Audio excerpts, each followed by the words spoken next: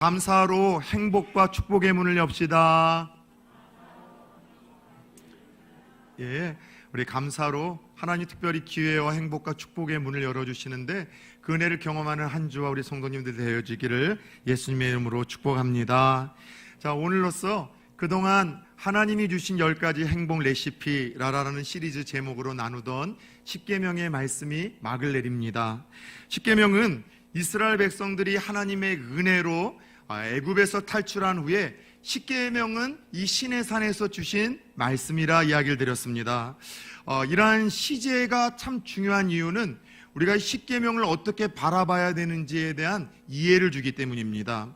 다시 말해서 십계명은 구원의 조건이나 방편으로 주신 말씀이 아니에요. 얘들아, 10가지 계명을 잘 지키면 내가 너희를 구원해 줄게, 너희에게 영생을 줄게, 그런 구원의 방편과 조건으로 주신 말씀이 아니라 그냥 은혜로 믿음으로 구원을 허락하신 후에 구원받은 자들로서 이렇게 행복한 삶을 살라라는 마음을 담아 주신 10가지 행복 지침서가 십계명입니다. 그래서 구원받은 성도들로서 따라 세웁시다. 이렇게 행복하게 살라.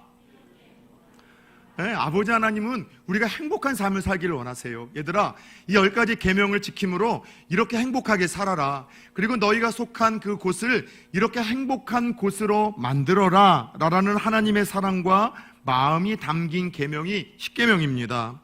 그런 의미에서 하나님이 주신 10가지 행복 레시피, 그 마지막 10번째 계명은 따라서 해봅시다. 내 이웃의 것을 탐내지 말라. 예, 마지막 10번째 계명은 내 이웃의 소유를 탐내지 말라는 것입니다. 다시 말해 내 것이 아닌 것에 대해서는 그것이 무엇이든지 간에 탐심을 버리고 탐욕을 품지 말라는 말씀이에요. 10번째 계명을 통해서 우리에게 금하신 탐욕과 탐심이라는 것은 내 것 아닌 타인의 것인데 지나치게 욕심을 내는 마음을 의미하는데, 이 10번째 계명에서 금한 탐심과 탐욕의 독특성이 있어요. 이 죄만이 갖는 특징이 있는데, 첫 번째는 보이지 않는 마음과 생각의 죄라는 특징이고요. 두 번째는 이 탐심과 탐욕은 모든 죄의 출발점과 동기가 된다는 것입니다.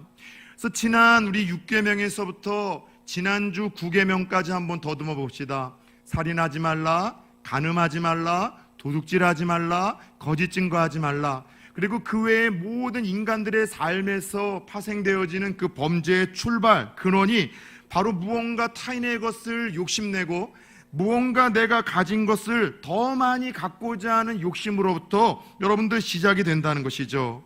그래서 이제 야고보서 1장 15절에서 하나님은 이렇게 말씀을 들려주십니다. 욕심이 잉태한 즉 죄를 낳고 그 죄가 장성한 즉 따라서 해봅시다. 사망을 낳느니라. 사람의 모든 죄가 뭐로부터 시작된대요? 마음과 생각으로부터 여러분들 계속되어지는 여러분 이 욕심으로부터, 지나친 탐욕으로부터 죄가 파생이 되어지고, 이 죄 때문에 우리는 불행하고 죄 때문에 망하고 죄 때문에 죽을 수밖에 없다라고 하나님이 말씀을 하세요. 중요한 것은 보이지는 않으나 실제하여 모든 죄의 동기와 출발이 되는 이 10번째 계명을 우리에게 주신 하나님의 마음과 의도를 헤아리는 것입니다. 왜 이 십계명의 마지막 계명을 탐심과 탐욕을 이 금하는 말씀으로 우리에게 주실까요? 다른 것 아니에요. 내 마음과 생각까지도 거룩하기를 원하시는 하나님을 바라봐야 돼요. 하나님은 누군가의 눈치를 보면서 누가 볼 때만 거룩하고 깨끗한 우리의 삶을 원하시는 것이 아니라 우리의 생각과 보이지 않는 마음까지도 거룩하고 깨끗하기를 원하시는 아버지의 하나님의 마음을 알아야 되고요. 더 나아가 모든 죄의 출발이 되는 여러분 이 탐욕과 욕심 자체를 처음부터 차단하기를 원하는 하나님의 마음을 이 십계명을 통해서, 10번째 계명을 통해서 우리는 기억을 하며 이 말씀을 들어야 될 것입니다. 문제는 이 탐욕과 탐심이 우리의 생각과 마음에 찾아올 때, 여러분 이것을 끊어내지 못할 때 나타나는 결과입니다. 탐욕과 탐심의 유혹을 떨쳐내지 못할 때 나타나는 치명적인 결과가 몇 있음을 성경을 통해서 우리에게 소개를 하는데요. 첫 번째는요, 한번 띄워주시겠어요? 우리의 신앙 성숙을 불가능하게 합니다. 그리고 더 나아가 여러 가지 시험에 빠지게 만드는 독특성이 탐심과 탐욕에 여러분 이 죄에 여러분 담겨 있어요. 디모데전서 6장 9절에서 주님은 말씀하시죠. 부하려 하는 자들은 시험과 올무와 여러 가지 어리석고 해로운 정욕에 떨어지나니 그 사람으로 침륜과 멸망에 빠지게 하는 것이라. 놀랍게도 무언가 남의 것을 내가 갖고 싶어하고 내게는 없고 타인에게 있는 것들을 소유하고자 하는 이 탐심이 강해지면은요, 영적인 세계에 대한 열망과 호기심이 사라져요. 세상의 것들에 너무 집착을 하잖아요. 더 부유해지고 싶고 더 많이 갖고 싶고 더 높아지고 싶은 지나친 이 열망이 여러분 영적인 세계에 대해서 무관심한 존재들로 만들어 가더라는 것이죠. 오히려 지나치리만큼 세상적인 것들에 집중을 하고 강한 소유욕을 갖게 되어지며 하나님의 음성도 들을 수 없고 다가오시는 하나님의 여러분들 이 나와 건드리시는 그 임재도 느낄 수가 없습니다. 여러분 탐심에 빠지면은요 영적인 세계에 대한 열망이 사라져서 신앙이 성숙하고 성장하는 일에 있어서 가장 큰 첫 번째 걸림돌이 되어요. 그래서 예수님께서도 여러분 복음서에서 4가지 마음밭에 대한 비유를 종종 들려주셨습니다. 좋은 옥토와 같은 마음밭에 뿌려진 말씀의 씨가 있고, 혹은 돌짝밭에 심겨진 또 마음의 이 말씀의 씨가 있고, 또 가시의 덤불 가운데 뿌려진 또 그런 말씀의 씨가 있고, 더 나아가 여러분들 딱딱한 길가에 뿌려진 말씀의 씨와 4가지 밭에 대한 이야기 중에 여러분 기억나십니까? 가시밭에 떨어진 여러분 씨의 비유에서는 그 가시밭 때문에 처음에는 복음과 신앙의 씨가 떨어져서 자라는 것 같다가 여러분 이 가시가 뭘 의미하는가 하면은요 탐욕을 의미해요. 세상에 대한 지나친 욕심, 소유욕, 그로 말미암은 여러분 낙심, 절망, 근심, 걱정, 여러분 이런 탐욕의 가시 때문에 어느덧 자라다가 여러분들 그렇게 말씀의 씨와 신앙의 씨가 죽어버리는 이야기를 4가지 밭의 비유를 통해서 우리 예수님이 들려주셨습니다. 목사가 볼 때 그래요. 하나님의 은혜로 예수를 믿게 되었습니다. 하나님의 은혜로 나와 예배를 드리게 되었습니다. 그런데 지나친 그 소유욕과 탐욕 때문에 근심과 걱정에 빠지고 원망과 불평과 낙심 때문에 영적인 세계에 대해서는 늘 교회를 나와도 조금 더 발전함과 성장이 없고, 더 나아가 그러면 여러 가지 시험에 빠지는 성도님들이 종종 부산 초원교회는 없지만 이전에 섬겼던 교회에는 있더라는 것이죠. 여러분들 탐심은 여러 가지 시험에 쉽게 우리를 빠져들게 한다라고 아예 하나님은 못 박아 선포하십니다. 어떤 시험에 빠지게 할까요? 첫 번째, 자꾸 다른 사람들과 비교를 하면서 내가 갖고 있지 않은 것을 가진 사람들을 향하여 시기하고 질투하게 만듭니다. 나는 가지고 있지 못한데 저 사람은 가지고 있네. 자녀도 가지고 있고 아이들도 가지고 있고 애들은 똑똑하고 좋은 남편, 괜찮은 아내를 가지고 있고 괜찮은 차를 타고 다니고 있고 괜찮은 브랜드의 아파트에서 넓은 평수에서 살고 있네. 시기하고 질투하기 시작하는 거예요. 거기서 끝납니까? 하나님, 누구는 산산뿌리 주고 누구는 무뿌리 줍니까? 저 사람은 다 풍족하고 풍요로운데 왜 나는 이렇게 항상 부족하고 결핍이 있습니까? 하나님을 향해서 원망하고 불평하기 시작을 하고요, 더 나아가 결핍감을 가지게 되는 거예요. 열등감에 빠지기 시작하는 거예요.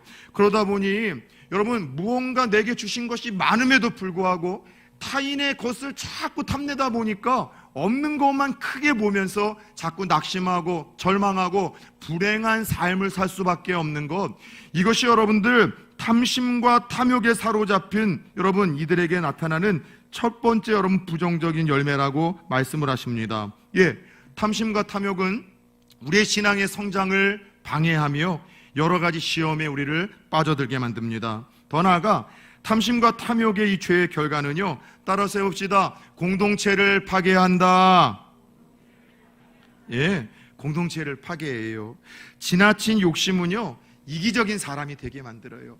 나만 가져야 되고 나만 먹어야 되고 나만 소유하려다 보니까 지나친 이기심 때문에 타인을 향한 배려가 줄어들게 되고요, 더 나아가 자신이 속한 곳에 여러분들 어떤 부정적인 영향력을 끼치게 되더라는 것이죠. 전 세계에서 일본을 싫어하는 사람들은 별로 없는데, 그런 민족은 많지 않은데 유독 일본을 싫어하는 민족이 있습니다. 어디게요? 한국 사람들. 그래서 일본을 한국 사람들이 싫어하는 이유는 우리는 그들에게 지배와 억압과 상처를 당한 한민족이기 때문이죠. 근데 놀랍게도 외국에 나갈 때마다 모든 민족이 대부분 싫어하는 한 나라가 있어요. 어느 나라게요? 중국. 여러분들 오늘자 제가 여러분들 세계 그 인구 상황을 현황을 보니까 이 지구촌에 80억의 여러분 이제 인구가 있더라고요. 근데 근소한 차이로 2위인 인도를 제치고 1위를 차지한 부동의 나라가 역시 중국이더라고요. 중국이 좀 경제적으로 먹고 잘 살기 시작하면서 외국에 나가보면은요, 정말로 단체 여행객들이 가는 곳마다 중국 사람들로 여러분들 막 붐비기 시작을 합니다. 그런데 혹시 외국 여행을 하신 분들이나 뭐 외국까지 아니더라도 코로나 터지기 전에 제주도 다녀오신 분들은 공감하실 수 있을지 모르겠습니다. 여러분, 중국 사람들이 한번 스쳐 지나가는 곳은요, 난장판이 되어져요. 죄송하지만 한 번, 두 번의 경험이라면 제 주관적인 생각으로 이런 말을 못할 텐데, 제가 10번 이상 이 중국 사람들이 여러분 단체로 와서 흩어 지나가는 곳은 식당이든 혹은 아주 별이 좀 제법 많이 달려있는 아주 괜찮은 호텔에 여러분 이 식사의 어떤 이 뷔페 자리든 항상 여러분들 이 눈살을 찌푸리게 만드는 거예요. 지나친 어떤 이 욕심이라고 해야 될까요? 중국 사람들이 스쳐 지나가면은요, 뒤에 있는 사람들은 이 여행지에 가서 여유를 즐기며 식사를 하려다가 마음이 힘들어져요. 아예 그냥 싹 쓸어가 버려요. 근데 문제는 뭐냐면 먹을 만큼 쓸어가서 자기들이 먹으면 얼마나 좋겠습니까마는 조금 괜찮은 메뉴는요, 먹든 안 먹든 그냥 이렇게 수북하게 떠가가지고 먹다가 그냥 남겨놓고 가요. 청소도 안 하고 그냥 지저분하게 막 바닥이며 식탁 위에 그렇게 식기들이 여러분 굴러다니는데도 그렇게 단체로들 사라지는 거예요. 그걸 보면서 얼마나 불편한지 모르겠어요. 오늘 저희 교회 뷔페 식사 가운데 그런 불편한 일이 없기를 축복합니다. 먹을 만큼 덜어 가시고 또 나중에 여러분들 다시 한번 또 부족하면 또 와서 뜨셔서 혹시 여러분들 맛있는 메뉴가 있을란가 모르겠지만 뒤에 사람들은 맛도 못 보는 안타까운 일들이 재현되지 않는 초원의 공동체 되기를 축복합니다. 문제는 뭐냐면요, 한 사람이 가지고 있는 탐욕은 이기적인 사람이 되게 만들어서 우리의 이웃을 잊게 만들어요. 더 나아가 결국 자신이 속한 공동체를 파괴하는 치명적인 영향까지 주게 되더라는 것이죠. 성경에는 한 사람이 가지고 있는 탐욕과 욕심과 그로 인한 이기심이 한 공동체를 무너뜨렸던 사건들을 종종 여러분 기록해 놓고 계십니다. 가장 첫 번째 나왔던 사건이라고 한다면 이 여호수아 7장에 있었던 사건 아닐까요? 이스라엘 백성들이 40년의 광야 생활을 끝내고 드디어 하나님이 약속하신 그 끈적끈적한 땅, 왜냐하면 젖과 꿀이 흐르는 땅이라 그랬더니만 주일학교애들이 끈적끈적한 땅이래요. 그 가나안 땅을 들어가면서 첫 번째 여러분들 정복해야 될 그 성이 여리고 성이에요. 철옹성이었었죠. 근데 말도 안 되는 전략으로 하나님이 일주일 동안 일곱 바퀴 돌고 야! 하고 소리를 질렀더니만 무너졌어요. 근데 그 여리고 성을 하나님께서 점령하면서 주셨던 아주 단호한 명령 하나가 있는데, 첫 번째 전쟁에서 하나님의 은혜로 그렇게 여러분들 정복하는 그 여리고 성에서는 어떤 것 하나도 취하지 말라. 다 하나님 것이고 거룩한 앞으로의 성전의 승리를 위해서는 아무것도 욕심을 부리지 말고 전리품으로 취하지 말라는 말씀을 단호하게 강조하시면서 그렇게 선포하셨어요. 그런데 그 중에 한번 말씀을 띄워주시겠어요? 한 사람이 문제였었습니다. 이스라엘 자손이 온전히 바친 물건으로 말미암아 범죄하였으니 이는 유다 지파 세라의 증손 삽디의 손자 갈림의 아들 누가요? 아간이. 꼭 나쁜 것들은 이름서부터 구리다고 했잖아요. 아간이라는 이 한 사람이 온전히 바친 물건을 훔쳤어요. 뭘 훔쳤는가 하면 11절 12절을 보면은 아주 값비싼 신할의 외투 한 벌과 은 몇 덩어리들과 번쩍번쩍이는 금 한 덩어리를 하나님이 절대 손대지 말라고 했는데 몰래 여러분 숨겨서 땅속에 감추어 버렸습니다. 아무도 모를 줄 알았죠? 하나님이 아셨어요. 그리고 이들이 여리고 성을 점령한 후에 두 번째 치르기 위해서 달려갔던 성은요, 여리고 성과는 잽도 안 되는 아주 작은 아이성이었었어요. 되게 만만하게 여기는 성이었는데 웬걸 여리고 성과는 달리 그 성을 만만하게 여기고 여러분들 전쟁을 치러러 갔다가 이스라엘 백성들이 대패를 합니다. 그냥 패한 정도가 아니라 백성들의 마음이 물같이 녹아 흘렀다라고 표현을 하며 전의가 완전히 상실했음을 하나님이 소개를 합니다. 그리고 여호수아와 제사장들이 여러분 몸에 죄를 뒤집어 쓰고 옷을 찢고 하나님 앞에 회개하며 기도합니다. 하나님, 왜 우리가 아이성에서 무너졌습니까? 왜 이런 하나님 끔찍한 결과를 우리에게 주셨습니까? 하나님이 이야기를 해요. 아간이라는 한 사람의 탐욕 때문이다. 그 사람의 이기심 때문이다. 그 사람 때문에 너희 공동체가 무너졌다고 말씀을 하십니다. 여러분, 그래요. 이 탐욕과 탐심이라는 것은 지나친 자기 중심의 이기적인 사람이 되어 이웃을 잊게 만들어요. 공동체의 소중함을 잊어버리게 만듭니다. 그래서 여러분들, 정말 중요한 것은 여러분, 이러한 이유 때문에 이후로 하나님은 구약에서도 신약에서도 교회 공동체를 섬기는 리더가 선출되어질 때에는 반드시 공통적인 다음과 같은 자격 하나를 말씀하셨습니다. 물질에서부터 자유로운 자, 탐욕과 탐심으로부터 하나님께 인정을 받고 주위 사람들에게 신의가 두터운 사람들을 세우라고. 왜냐하면 이후로도 지나친 탐심과 탐욕으로 자기 중심적인 사람들이 봉사의 자리에 섬기거나 특별히 교회에서 어떤 목회자가 되거나 앞서서 섬기는 사람이 되면은 공동체에 치명적인 영향이 주어졌기에 하나님이 말씀을 하셨던 거예요. 세 번째, 탐심과 탐욕이라는 이 죄를 우리가 끊어내지 못할 때 주어지는 끔찍한 결과는요, 하나님 나라에 들어가지 못하는 치명적인 저주를 이야기합니다. 자, 마태복음과 누가복음에는 어느 날 구원과 영생의 문제를 가지고 예수님을 찾아왔던 한 젊은 청년에 대한 이야기를 소개합니다. 모든 것을 가지고 있었던 부유했던 청년이에요. 그런 청년이 모든 것을 가지고 있었지만 채울 수 없는 영적인 어떤 공허함이 있었습니다. 내가 구원받았을까? 하나님 나라를 갈 수 있을까? 나에게는 영생이 있을까? 그리고 어느 날 예수님에게 찾아가 묻죠. 예수님, 영생을 얻으려면 어떻게 해야 되겠습니까? 예수님이 웃으면서 처음 그 청년의 대답에 이런 대답을 해주십니다. 십계명의 이야기를 들려주세요. 살인하지 말고, 간음하지 말고, 도둑질하지 말고, 그리고 거짓말하지 말라. 청년이 당당하게 이야기를 해요. 예수님, 다 이런 거 지켰습니다. 그제서야 예수님은 의미심장하게 이 청년의 문제를 간파하시고 다음과 같은 이야기를 들려주십니다. 너가 가지고 있는 모든 것, 그걸 다 팔아서 나를 쫓으라. 너에게는 부족한 것 하나가 있는데 네가 가지고 있는 것 다 팔아서 가난한 자들에게 나누고 그 뒤에 나를 쫓으라. 왜 이 청년에게 이 말씀을 주셨는가 하면 이 청년 재산 팔아서 거지 만들려고 주신 것 아니에요. 이 청년이 묻고 왔었던, 그가 포기할 수 없었던 영생의 문제 있잖아요. 어떻게 구원받고 어떻게 하나님의 자녀가 될 수 있는지에 대한 이 질문에 있어서 적어도 이 청년만큼은 그것을 방해하는 장애물이 탐욕과 지나친 탐심이라는 걸 알았기 때문입니다. 물질에 대한 탐욕과 지나친 탐심이 적어도 이 청년에게만큼은 예수님을 따르지 못하게 만들었어요. 그 지나친 탐심과 탐욕이 정확히 이 청년에게만큼은 신앙이 성장하지 못하게 만들었어요.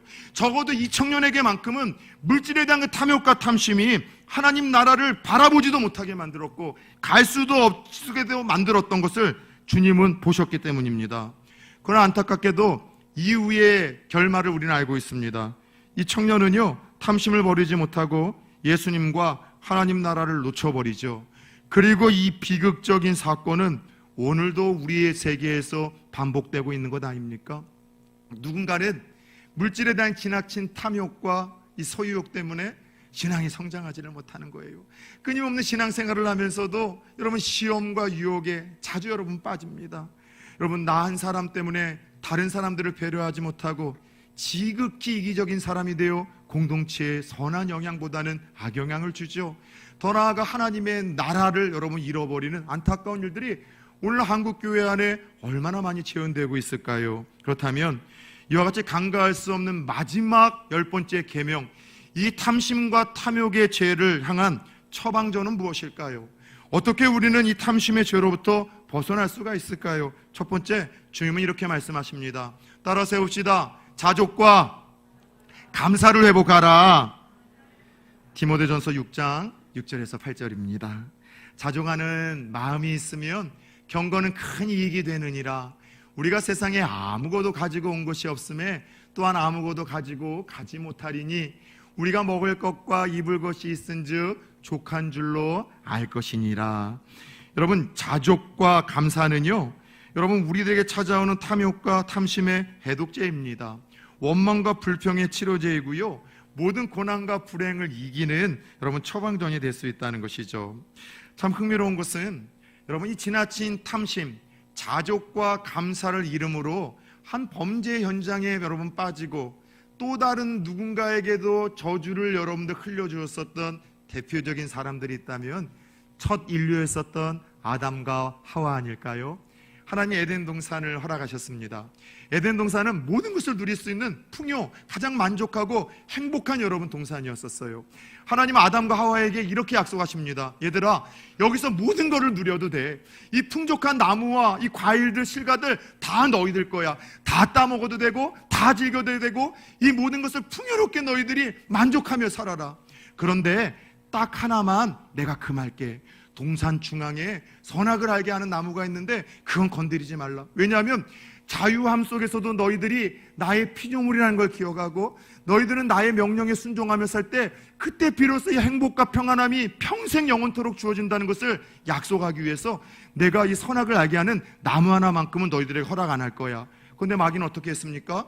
이미 누릴 수 있는 모든 것들에 대한 그 만족, 풍요로움, 행복이 아니라 자기가 건드릴 수 없는 하나에 집중하게 만들었어요. 몰입하게 만들었어요. 선악과를 크게 만들고 주목하게 만들고, 그리고 그렇게 자족하지 못하고 감사하지 못했던 아담과 하와의 여러분 그 마음을 이용해서 여러분 사탄이 뱀을 통해서 역사했던 것 아닙니까? 무슨 말이에요?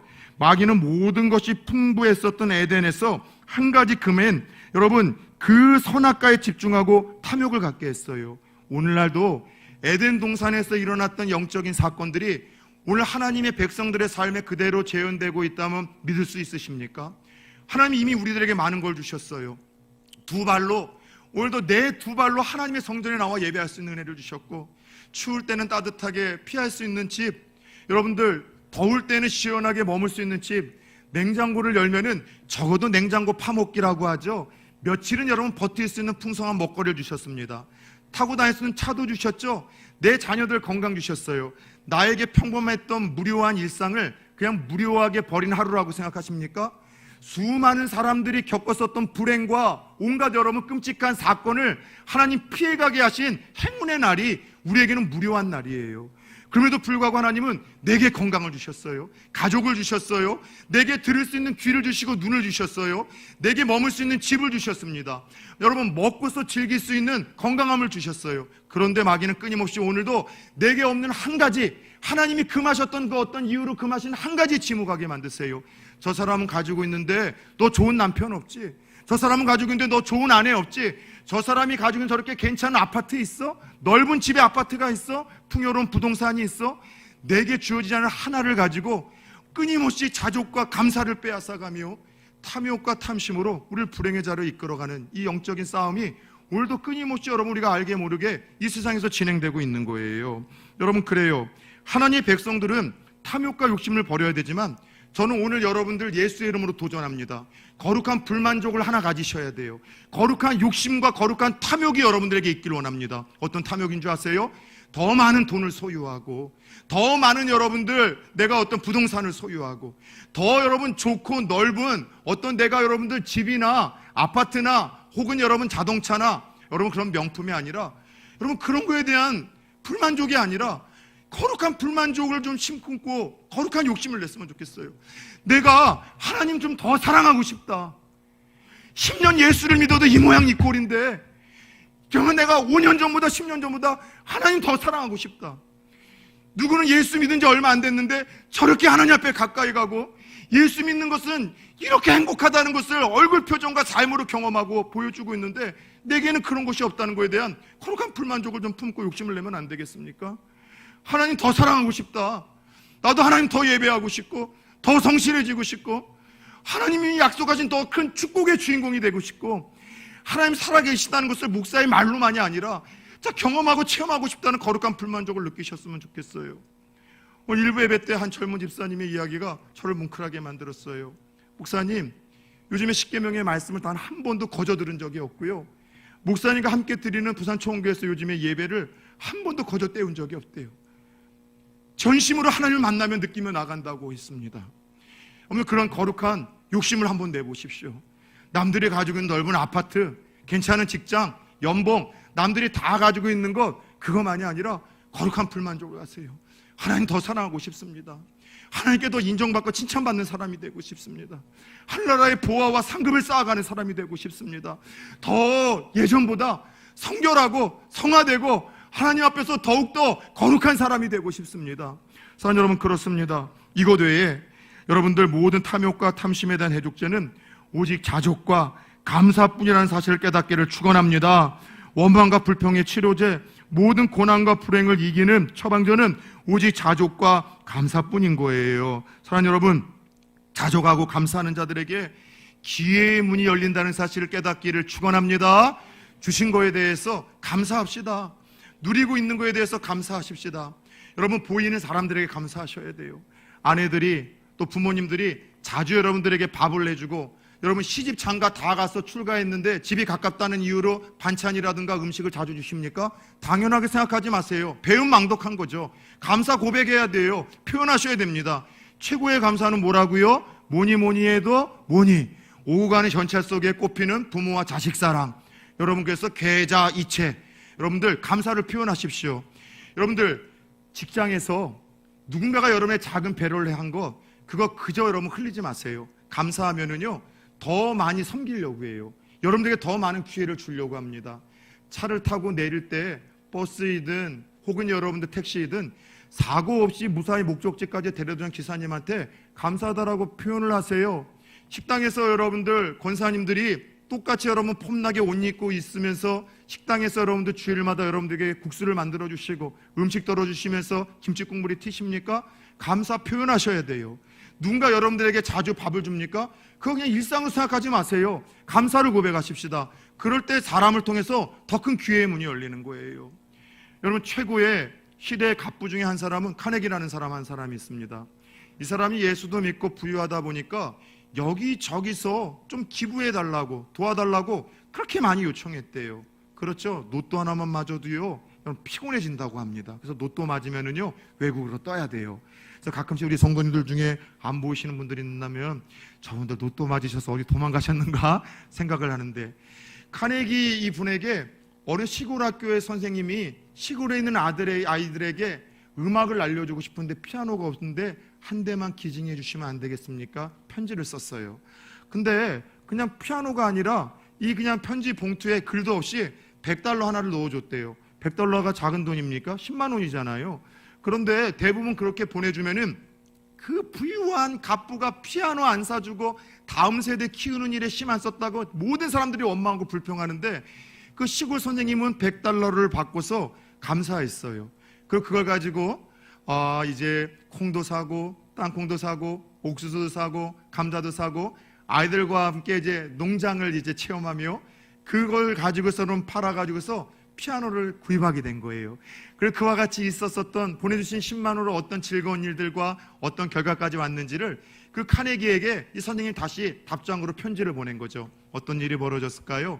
카네기가 여러분 큰 선물을 줬어요. 수표와 더불어 이후로 선생님과 학교에서 원하는 것은 그 가격과 가치가 어떠하든지 다 요청하면 들어주겠다고, 단 한 번도 베푼 그 작은 호의에 감사를 표현했던 사람은 한 사람도 없는데, 그 선생님과 시골의 아이들이 감사를 표현해서 이 카네기의 마음을 감동시킨 거예요. 여러분, 감사를 우리가 표현할 때 다른 거는 낭비하셔서는 안 되지만 감사는 낭비합시다. 감사하고 또 감사하고 또 감사하다고, 그럼에도 불구하고 감사하고, 그리 아니하실지라도 감사하고, 그래서 감사하고, 그러나 감사할 수 있는 저와 여러분들 되어지길 축원합니다. 그렇다면 사람에게도 감사를 한다면 감사가 넘치는 곳에 행복이 주어지고, 부부 사이가 좋아지고, 부모와 자녀 사이가 행복해지고, 직장에서 그 사람들을 상사들이 귀하게 보기 시작을 하고 기회의 문이 열린다면 하나님에게 들리는 감사는 어떨까요? 감사는요, 하나님을 가장 영화롭게 하는, 다시 말하자면 하나님이 기쁘게 받으시는 예배만이 아니라 우리에게 막힌 행복과 축복과 기회의 문이 열리는 것이 감사의 마스터키라는 사실을 깨닫기를 축원합니다. 올 한 해 지나온 삶을 되돌아보십시다. 그럼에도 불구하고, 그러나 그리 아니하실지라도의 감사를 할 수 있는 분들이 있을 거예요. 그럼에도 불구하고 그렇게 감사할 때 하나님이 아직 열리지 아니한 기회와 행복과 축복의 문을 열어주실 줄 믿습니다. 모든 상황을 변화시키는 여러분 그 하늘에 여러분 놀라운 기적의 언어가 감사하다라는 이 고백에 담겨 있다는 사실을 깨닫기를 축원합니다. 그래요, 모든 이 탐욕과 탐심에 대한 첫 번째 처방, 여러분들 이 치료제는요 자족과 감사를 회복하는 거예요. 두 번째, 여러분 가진 것을 나누는 삶을 배워야 합니다. 잠언 21장 26절을 보면 인간이 더불어 사는 사회에는 두 종류의 인생이 있다고 소개를 하십니다. 어떤 자는 종일토록 탐하기만 하나 의인은 아끼지 아니하고 쉬지 않으니라. 참 재밌어요. 교회이든 직장이든 학교이든 친구의 모임이든 어느 곳에는 늘 받으려고만 하는 자가 있어요. 누리려고만 하는 자가 있죠. 베풀고 나누려고 하는 자가 아니라 누리고 받으려고만 하는 자가 있어요. 저는 이스라엘에 하나님 주신 법 중에 참 하나님의 따뜻한 분이라는 것을 느끼는 법 하나가 있다면 따라 세웁시다. 폐하법. 폐하법이라고 들어보셨습니까? 여러분, 이 단어는 생소하지만 이 법을 소개하면 그거구나 아실 거예요. 이스라엘 백성들은 추수할 때 모든 곡식을 다 거둬들이지 않습니다. 길자락이나 저 끝자락에 있는 구석에 있는 곡식은 일부러 남겨둬요. 무화과나 이 포도나무의 열매를 거둘 때에도 절대로 다 따지 않습니다. 길가 쪽이나 구석 쪽에 있는 열매들은 남겨놓습니다. 마치 옛날 우리나라도 그럴 때가 있잖아요. 감 여러분들 딸 때 끝에 있는 것은 딸 수 있음에도 불구하고 몇 개 남겨놓잖아요. 무슨 밥이라고요? 까치밥이라는 것처럼 폐하법이라는 게 그런 거예요. 왜 여러분 떨어진 것들은 열매를 주워가지 않고 그대로 놔두고 일부러 포도 그리고 여러분 곡식을 수확할 때 길가 쪽과 구석진 곳에 남겨놓는가 하면은 여러분들 가난한 자들을 배려하고 나그네들을 배려하기 위함인 거예요. 그들에게 수치심과 부끄러움 주지 아니하고 그렇게 수확한 것들의 일부를 남겨둠으로 그들이 밤늦게 혹은 길가를 지나가며 알게 모르게 사람들의 눈을 피해 그것을 줍고 따서 먹을 수 있도록 하나님 모두가 행복하게 사는 나눌 수 있는 더불어 사는 이 사회를 하나님께서는 만들고자 그 여러분 가진 자들에게 뭔가를 이렇게 일궈가는 자들에게 명령을 하신 거예요. 여러분 그래요. 여러분 우리가 가지고 있는 여러분 것을 나누라는 것, 이거는 십계명에 주신 또 다른 정신이기도 합니다. 십계명 특별히 10번째 주시는 계명은요, 우리의 이웃은 탐심의 대상이 아니라 다시 말해서 부러워하고 시기하고 질투하고 뺏으려고 하는 대상이 아니라 사랑과 섬김의 대상이라는 것을 우리들에게 알려주는 거예요. 우리가 주님의 심판대 앞에 섰을 때 한번 그날을 상상해 보셨습니까? 하나님 우리들에게 무엇을 물으실까요? 너 얼만큼 남 있고 부자 됐느냐? 얼만큼 남 있고 너 부여로워졌냐? 얼만큼 남 있고 잘 먹고 잘 살았느냐? 하나님 이건 물으실까요? 이건 우리의 관심사이지 하나님 앞에 서게 되는 날 하나도 하나님께서 묻지도 않으실, 여러분 그것은 비본질적인 일들입니다. 우리는 그것에 목숨 걸죠. 얼마나 부유해지고 얼마나 잘 살고 얼마나 편하게 살았느냐. 하나님의 심판대 앞에 섰을 때 하나님 물으시는 것은 얼마나 벌었고 소유했느냐가 아니라 너 얼마나 섬겼느냐, 얼마나 나눴느냐. 하나님 이거 물으실 거예요. 개인만이 아니라 집단과 공동체도 탐욕으로부터 여러분 벗어날 수 있는 방법이 끊임없이 하나님 주신 축복을 이웃에, 지역에 나누고 섬기는 일입니다. 올 한해 부산초원교회는 아마 이제 빚을 다 갚게 될 겁니다. 참 8년 동안 와서 지지리도 많은 일을 했죠. 목사가요. 또 어려운 코로나 시국을 경험했지만 하나님 넘치도록 축복해 주셨어요. 그래서 여러분들 축복의 이유는 다른 것 아닌 것 같아요. 계속해서 어려워도 선교사님 더 섬기려고 하고 미자립 교회 섬기려고 하고 말도 안 되는 방법으로 작은 교회이지만 전포동과 이 친구 쪽에 사회적 연약자들 섬기려고 했었던 마음에 하나님이 약속대로 믿고 약속대로 순종했더니 약속대로 보란듯이 축복하신 거죠. 올해도 2주 전에 선포했던 것처럼 사랑의 김장 나눔을 저희 부산초원교회가 함께 감당합니다. 물가가 진짜 많이 올랐어요. 부산초원교회 이름을 해서 요만한 아이스박스에 그렇게 김장을 해서 각 가정으로 배달하는 것이 딱 양념과 배추까지 해서 인력까지 해서 10,000원이었거든요. 근데 1년 만에 20,000원으로 뛰었어요. 부담이 되긴 했지만 장로님들하고 이야기를 했더니 저희 장로님들 참 좋아요. 목사님 이제는 장로님들이 뭔가 아신 거예요. 목사님 더 열심히 공격적으로 합시다. 그래서 올해는요 저희들이 또 100가정을 부산초원교회 이름으로 섬기기로 했어요. 더 섬기고 싶지만은 자꾸 재개발이 되어지면서 사회적인 약자들이 전포동에서 떠나면서 기하급수적으로 저희들이 섬길 수 있는 분들이 좀 줄어들더라고요 보니까. 그런데 계속해서 이 일들을 하려고요. 왜요? 그래야 교회가 성 쌓는 일에 관심 갖지 아니하고 흩어져서 하나님의 나라를 세우는 일을 위해서 쓰임받는 거룩한 공동체가 되기 때문이에요. 사랑 여러분, 어떻게 탐심과 탐욕으로부터 벗어날 수 있겠습니까? 다른 것 아니에요. 내게 주신 것을 끊임없이 나누고 여러분 베풀기 시작할 때 누군가로부터 뺏으려고 하는 욕망으로부터 우리는 비로소 자유로워질 수 있다는 사실을 깨닫기를 축원합니다. 한 청년에게 물었어요. 어떻게 너는 구제하고 섬기고 있느냐?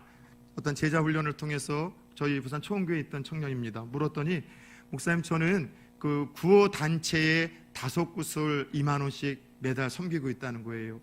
그게 저한테는 충격이었고 도전이었었습니다. 그래서 그 이야기를 듣고 목사님, 저도 시작을 했어요. 여러분, 어떻게 여러분이 가지고 있는 거 나누고 베풀고 섬기고 있습니까? 기회를 끊임없이 가지십시오. 그리고 부산 초원교회 여러분들이 또 이렇게 하나님을 사랑하는 마음으로 드리는 그 모든 재물은요, 세상 사람들 헌금을 다 목사가 갖는 줄 알더라고요. 여러분, 목사가 갖는 거 아니에요. 그 비용들은 교회가 사용되어지고 또 여러분들 교회가 이끌어져 가는 일을 위해서 잘 쓰이고 있다는 사실에 여러분이 감사하고, 그리고 여러분들 또 이제 12월 달에도 올 한 해 어떻게 여러분이 헌금이 쓰여져 있는가 재직회와 공동회의를 할 때 관심을 갖고 들여다보세요. 그리고 목사님, 이렇게 돈 써서는 안 되죠. 이렇게 올바르게 씁시다. 계속해서 건의해 주셔서 부산 초원교회와 또 목사가 탐욕과 탐심에 빠진 공동체가 아니라 정말 나눔으로 건강한 공동체가 될 수 있기를 함께 기도하며 관심 가져줄 수 있기를 축복합니다. 끝으로 탐욕과 탐심의 죄로부터 벗어나는 처방전은요, 따라서 봅시다. 예수 만나라. 여러분, 소유해서 행복이 오는 것 아니에요. 많이 갖고 내게 부러워했었던 남의 것이 나에게도 있으면 행복할 것 같다라고요. 천만의 말씀. 우리 저 뒤에 PPT를 하는 찬이 형제와 학사관에서 살다 보니까 가끔씩 이제 사무실에서 이야기할 수 있는 시간이 있다가 예전에 제가 섬겼었던 한 교회 자료를 함께 제가 보여줬어요. 한 1200가정이 되어지는데 내가 섬겼었던 우리 교구의 직업군들 한데 볼래? 찬 형제가 깜짝 놀라더라고요. 의사만 한 20명 이상이 되어지고요, 정치가들이 몇 명이 되어지고 법조계 일하는 사람들과 나머지 한 100명 이상은 다 어디 대표들이에요. 이런 사람들, 부유한 사람들이 있었지만 제가 볼 때 행복한 사람들 얼마 안 돼요. 여러분, 그런 사람들 보면 뭘 느끼십니까? 진짜 행복하겠다. 진짜 부유하니까, 세상 사람들에게 여러분 인정받는 직업을 갖고 있으니까. 그런 생각하십니까? 단 한 번도 가지고 있는 소유 때문에 행복을 경험하거나 노래하는 사람은 한 번도 보지 못했습니다. 적어도 제 짧은 25, 6년의 목회 가운데 한 번도 보지 못했어요. 그런데 진정한 행복은 어디에 있는 줄 아세요? 물질에 대한 소유가 아니라, 세상의 것들에 대한 소유가 아니라 하나님을 소유하는 자들에게 선포되어지더라고요. 예수 그리스도를 소유하고 있는 자들의 입술에서 선포가 되어지더라고요. 성령님을 가슴에 소유하고 있는 자들에게 진정한 행복과 기쁨은요, 선포되어지는 것을 보게 되었습니다. 여러분, 예수의, 하나님의, 성령의 이 소유 때문에 행복을 노래하고 여러분 정말 아름다운 삶을 살았던 이야기들이 성경에 기록되어지잖아요. 여리고성에 살았었던 삭개오, 돈을 위해서는 동족도 배신을 하고, 돈을 위해서는 거짓말하지 말고 속이지 말고 도둑질하지 말라는 다른 사람들 것도 착복을 하고, 돈을 위해서는 다른 사람들 손깍지를 받는 것도 서슴지 않고 살아왔었던 그가 예수님 만나고 나서 나누기 시작합니다. 진정한 행복과 기쁨이 있죠. 여러분, 바나바는 어떻습니까? 여러분, 바나바는 금수저였어요. 부모로부터 받은 것을 받았지만 여러분, 하나님을 만나고 예수를 만나고 성령을 소유하고 나니 그 모든 것을 나눔으로 인해서 행복과 기쁨을 누리기 시작을 합니다. 그것뿐이에요. 다윗은 어떻습니까?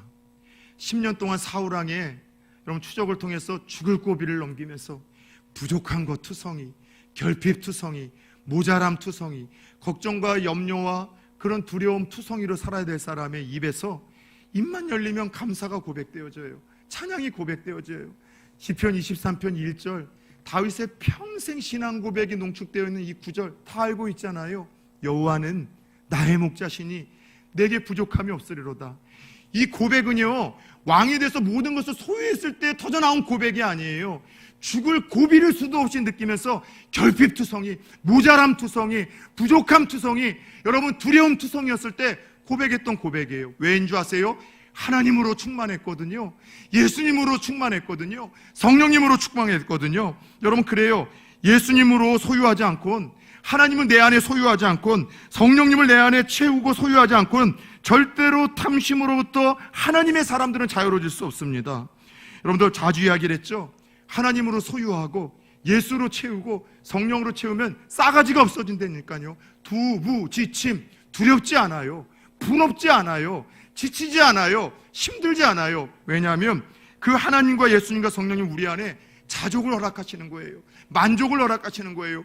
풍족을 허락하셔서 결국 다윗과 같이 부족함과 결핍이 내 현실을 보면 가득하지만 그럼에도 불구하고 내게는 욕구불만이 없다는 다윗과 같은 위대한 감사와 신앙의 고백이 터져 나오더라는 것이죠.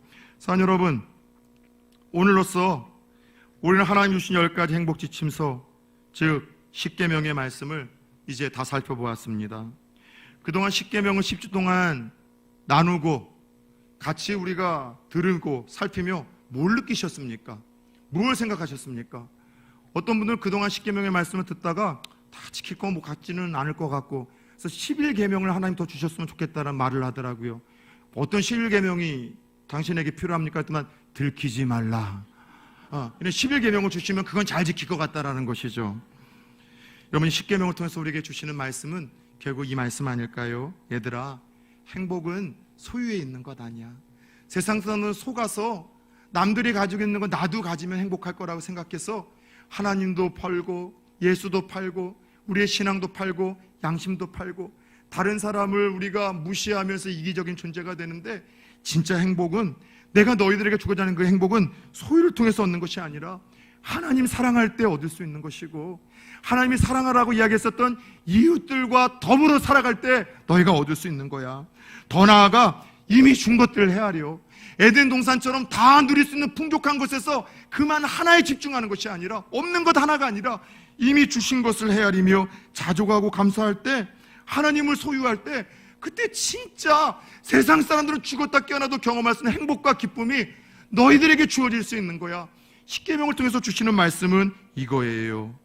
평생 돈밖에 몰랐던 한 나이 드신 권사님이 계십니다. 이분은 일찌감치 남편을 여의고 아이들 5을 키우려다 보니 시장바닥에서 국밥을 팔며 억적같이 사셨어요. 돈을 위해선 싸우기도 하고 머리채를 잡고 욕을 하면서 아주 독한 예편내로 소문이 났던 아줌마인데, 오늘날 한 분을 통해서 예수를 믿고 이 할머니가 변화된 거예요. 할머니의 꿈은 그거예요. 자기가 국밥 하나를 통해서 돈 더 버는 것이 아니라 행복을 나눠주고 싶고 그 직업을 통해서 예수를 소개하고 싶은 거예요. 어느 한 날 할머니가 아침에 식사 준비를 하고 있는데 허름한 노숙자 하나가 왔습니다. 국밥을 먹더래요.